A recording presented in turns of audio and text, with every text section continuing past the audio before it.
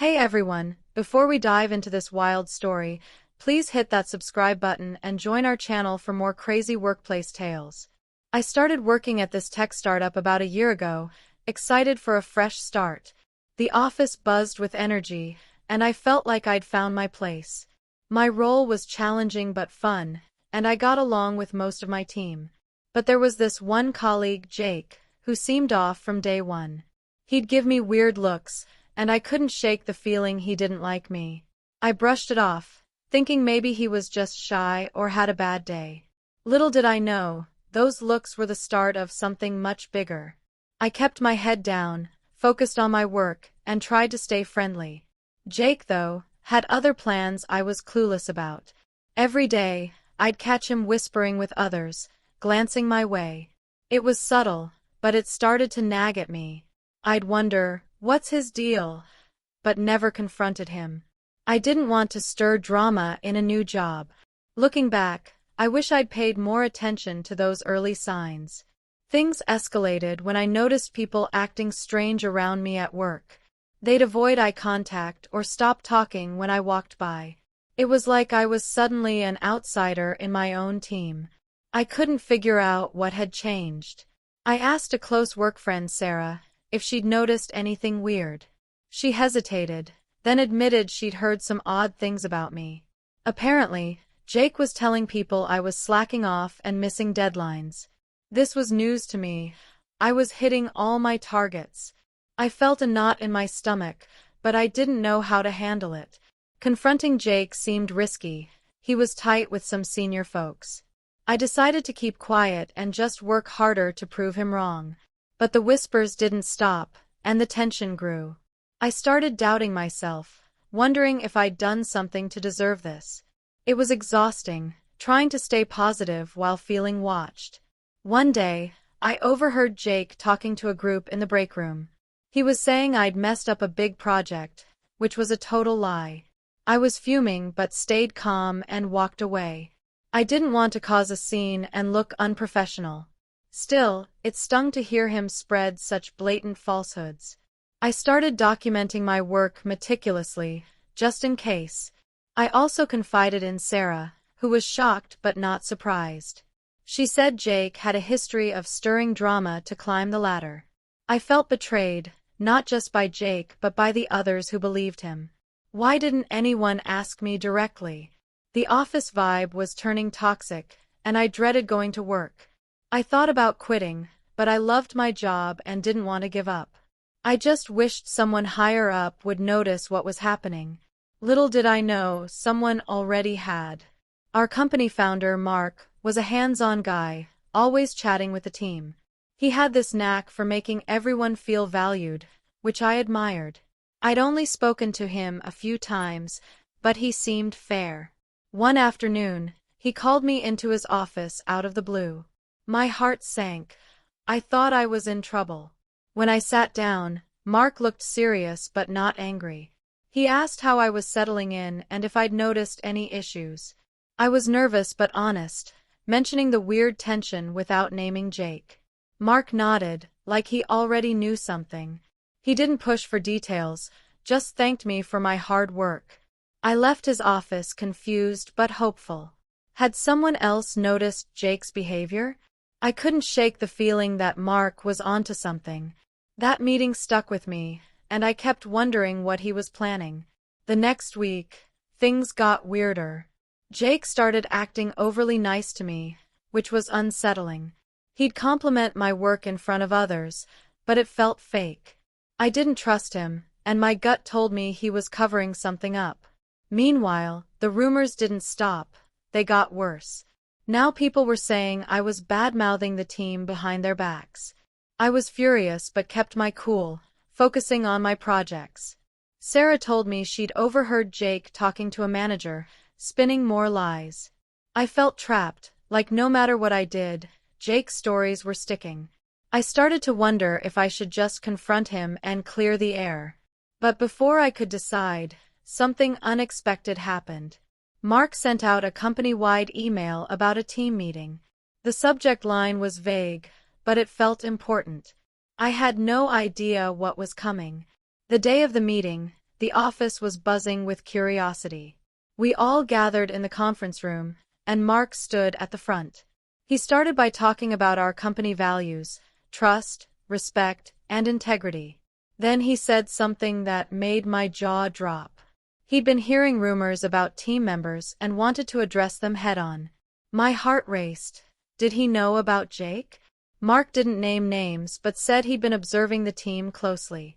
He talked about how damaging gossip could be and how it hurt our culture. I glanced at Jake, who looked uncomfortable for the first time. Mark's tone was calm but firm, and I could tell he meant business. He ended by saying he'd be taking steps to ensure fairness. I left the meeting stunned, wondering what he'd do next.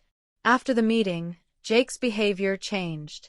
He stopped the fake niceness and avoided me altogether. I wasn't sure if he was scared or just lying low. The rumors slowed down, but the damage was done. Some people still acted distant. I kept working hard, hoping things would blow over. Then, a few days later, Mark called me into his office again. This time, he was direct. He'd heard from multiple sources that Jake was spreading lies about me. I was shocked he knew the details but relieved to hear it. Mark apologized for the situation and said he was handling it. He asked if I wanted to share more, but I just thanked him. I didn't want to seem like a complainer. Walking out, I felt a mix of relief and curiosity. What was Mark going to do about Jake? The next day, Jake wasn't at work. People whispered, but no one knew why. I asked Sarah, but she was as clueless as I was. The office felt lighter without him, but I was still on edge. Had Mark fired him? Suspended him? I didn't want to ask around and seem nosy. A week passed, and Jake still didn't show up. Then Mark sent another company email. It was short but shocking. Jake had been let go for violating company values. My mind raced. Had Mark fired him because of the rumors? I couldn't believe it. I felt a strange mix of vindication and guilt. I hadn't wanted Jake to lose his job, but I was glad the truth came out. The office started feeling normal again, but I still had questions. How had Mark found out? A few days later, I got my answer. Sarah told me she'd overheard a manager talking about how Mark had been investigating. Apparently, he'd noticed the tension in the team and started asking around discreetly. Several people confirmed Jake's rumors, and some even admitted they believed him at first. Mark had cross-checked their stories and realized I was being targeted. He'd also reviewed my work and saw I was performing well. That's when he decided to act. I was blown away by how thorough he'd been. Most bosses wouldn't dig that deep into office drama. I felt grateful but also a bit overwhelmed. Mark had gone out of his way to protect me. It made me see him in a new light, not just a cool founder, but someone who truly cared. Life at work got better after Jake left. People stopped acting weird, and the team felt united again. I was still processing everything, but I felt lighter. One day, Mark pulled me aside to check in. He said he wanted to make sure I was okay and that the rumors hadn't hurt me too much. I thanked him, almost tearing up. His actions had restored my faith in the company. He also shared that he was implementing new policies to prevent gossip. I was impressed by his commitment to fixing things. As I left his office, I realized how rare it was to have a leader like Mark. He didn't just talk about values, he lived them. That moment left me speechless, and I knew I'd never forget it. With Jake gone, I could finally focus on my work without looking over my shoulder. The office vibe was back to normal, and I felt like myself again. My teammates started opening up to me, and some even apologized for believing the rumors. I didn't hold it against them. Jake had been convincing. Still, it felt good to clear the air. I threw myself into my projects, determined to make the most of this fresh start. Sarah and I grew closer, bonding over the whole ordeal. She told me she'd always had my back, which meant a lot. I started to see the team in a new light, too. Most people weren't malicious, they'd just been caught up in Jake's lies.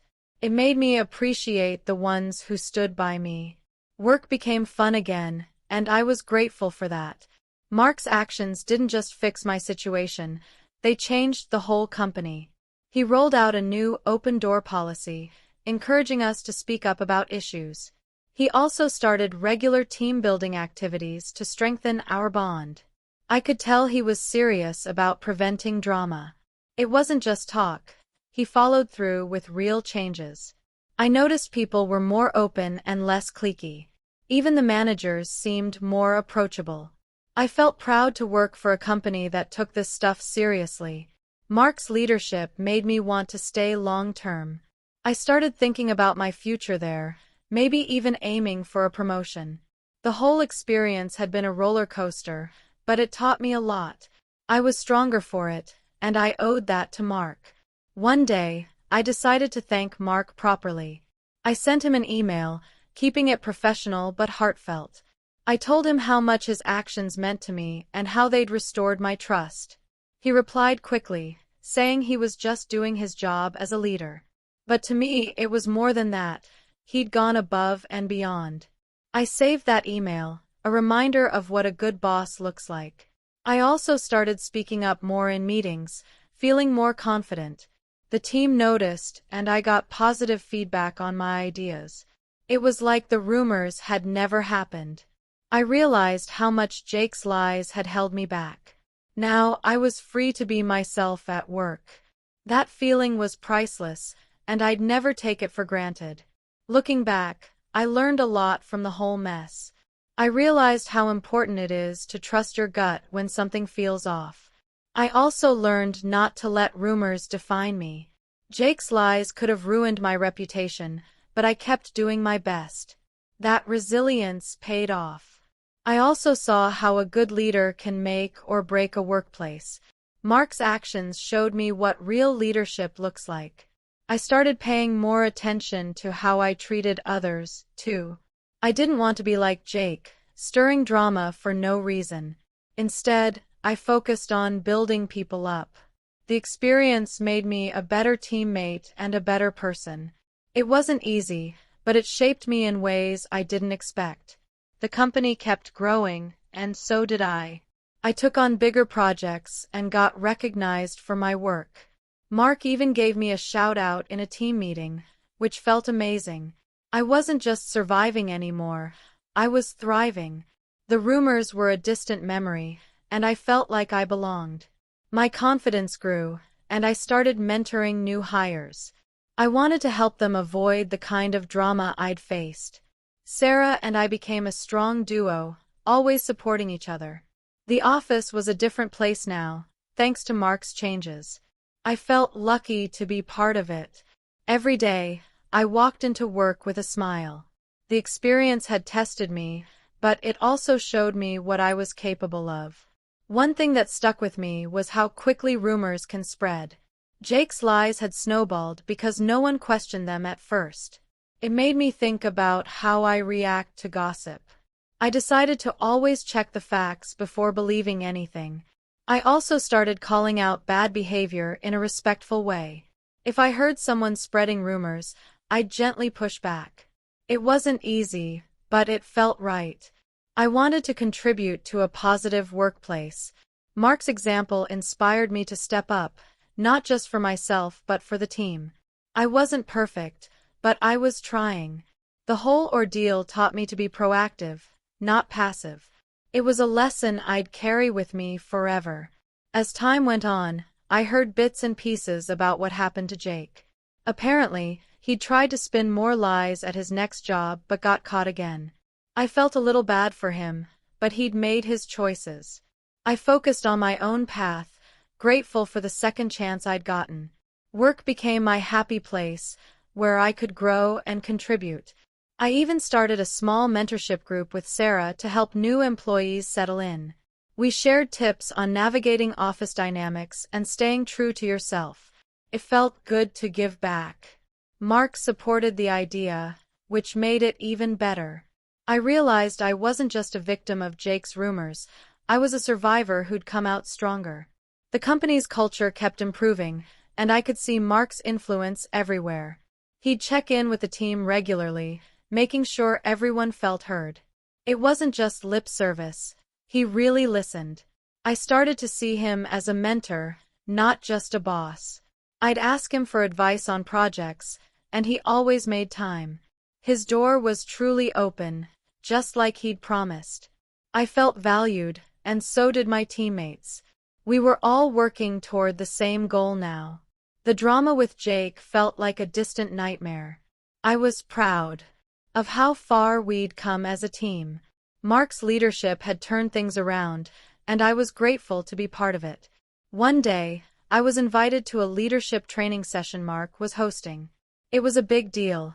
Only a few employees were chosen. I felt honored but nervous. During the session, Mark talked about handling conflict and building trust. He even referenced the rumor situation without naming me. He said it was a wake-up call for him to stay vigilant about team dynamics. I was blown away by his honesty. It made me respect him even more. I learned so much that day, not just about leadership but about resilience. I realized I wanted to be a leader like Mark someday. The experience with Jake had been tough, but it pushed me to grow. I was ready to take on new challenges. By the end of my second year, I was a different person. I'd gone from doubting myself to feeling confident in my role.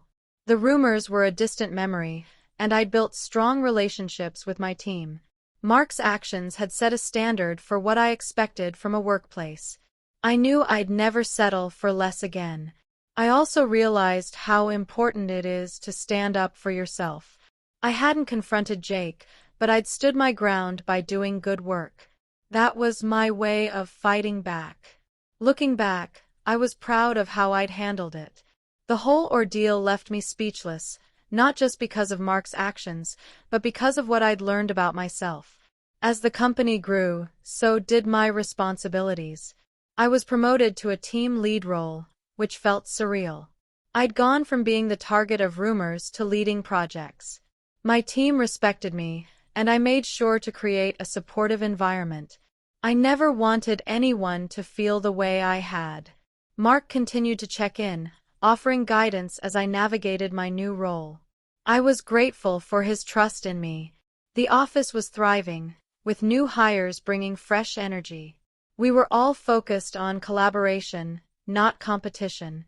I thought about Jake sometimes, wondering what he'd learned. But mostly, I focused on the present. I was building something meaningful, and it felt good. One day, a new hire came to me with a concern about office gossip. It brought back memories of Jake, but this time, I was ready. I listened carefully and encouraged her to share her side. Then I brought it to Mark's attention, following his open-door policy. He handled it swiftly, addressing the issue without escalating drama. I was impressed by how smoothly it went. It showed me how far we'd come as a company. I felt proud to be part of a team that valued fairness. I also realized I'd grown into a leader myself. Helping that new hire felt like closing a chapter on my own experience. I was no longer the victim. I was someone who could make a difference. Sarah and I started a tradition of hosting team lunches to keep morale high. It was a small gesture, but it brought us closer. We'd laugh, share stories, and build trust. I noticed people were more open about their concerns now. Mark's policies had created a culture where we could be honest. I felt like I was contributing to that change. Every lunch, I'd look around and see a real team, not just co-workers. It was a far cry from the days of Jake's rumors. I'd learned to appreciate the little moments that built connection. Work wasn't just a job anymore. It was a community. I owed that to Mark's leadership and my own growth. One evening, Mark invited me to a company dinner with some senior leaders. I was nervous but excited to be included. During the dinner, he toasted to the team's resilience. He mentioned how we'd overcome challenges, including tough moments in the past. I knew he was talking about the rumor drama without saying it. Everyone raised their glasses, and I felt a lump in my throat. It was a moment of validation. I wasn't just a survivor of Jake's lies. I was part of something bigger. Mark's leadership had turned a toxic situation into a stronger team. I felt grateful to be there, surrounded by people who valued me. That night, I realized how much I'd grown. The company started getting media attention for our innovative culture. Reporters praised Mark's leadership and our team's unity. I smiled reading those articles, knowing the real story behind it. We weren't perfect, but we were trying to be better. I started sharing my own ideas for improving our processes. Mark encouraged me, even implementing some of my suggestions. It felt empowering to have a voice. I thought about how different things could have been if Mark hadn't stepped in. Jake's rumors could have derailed my career. Instead, I was thriving, and so was the company. It was a reminder that one person's actions can change everything. I was lucky to have a leader like Mark. As I settled into my team lead role, I started mentoring more new hires. I shared my story with them, not to scare them but to inspire them. I wanted them to know that challenges don't define you, how you handle them does. They appreciated my honesty, and it built trust. I also started speaking at company events, sharing tips on teamwork. Mark always cheered me on, which meant a lot. I was no longer the quiet new hire who doubted herself. I'd found my voice, and I was using it to help others. The rumor drama felt like a lifetime ago. It had shaped me, but it didn't control me. I was focused on the future, not the past. One day, I got an unexpected email from Jake. He apologized for what he'd done, saying he'd been in a bad place. I was stunned but didn't know how to respond. Part of me wanted to forgive him, but another part wasn't ready. I showed the email to Sarah, who said I didn't owe him anything. I decided to let it go and focus on my work. Jake's apology didn't change what happened, but it gave me closure. I realized I didn't need his validation to move on. I'd already proven myself, to Mark, to my team, and to myself. That realization felt freeing. I was no longer carrying the weight of his lies. I was just me, doing my best every day. The company hit a major milestone, landing a big client that put us on the map. We celebrated as a team, and I felt proud to be part of it. Mark gave a speech, thanking everyone for their hard work. He looked at me when he talked about overcoming challenges, and I smiled. It was a subtle nod to what we'd been through. I realized how much trust we'd built. The office was a place where I could grow, learn, and contribute. I thought about how far I'd come since those dark days with Jake. I wasn't just surviving anymore. I was leading. That feeling was indescribable. Mark's actions had given me a chance to shine, and I was making the most of it. Looking back, I'm still amazed at how Mark handled the situation. He didn't just fire Jake. He fixed the root of the problem. His leadership showed me what a workplace should be. I learned to trust my instincts, stand up for myself, and support others. The rumor drama was a low point, but it led to so much growth. I'm grateful for Mark, for Sarah, and for the team that rallied around me. I'm also proud of myself for not giving up. I could have let Jake's lies define me, but I didn't. Instead, I used it as fuel to become better. That's the real story, not just what Mark did, but what I did with the chance he gave me. It's a lesson I'll carry forever. Now, I'm excited for what's next. I'm leading projects, mentoring others, and helping shape our culture. The company feels like home, and I'm proud to be here. I still think about that meeting where Mark called out the rumors. It was a turning point, not just for me but for the whole team. I'm grateful for a leader who saw the truth and acted on it. If you're facing something similar at work, don't give up. Keep doing your best, and trust that the truth will come out. I'm living proof that it can. Thanks for listening to my story. It's one I'll never forget. If you enjoyed this, please subscribe to our channel for more real-life tales. Let's keep the conversation going. If you loved this story, don't forget to hit subscribe and join our channel for more incredible workplace stories.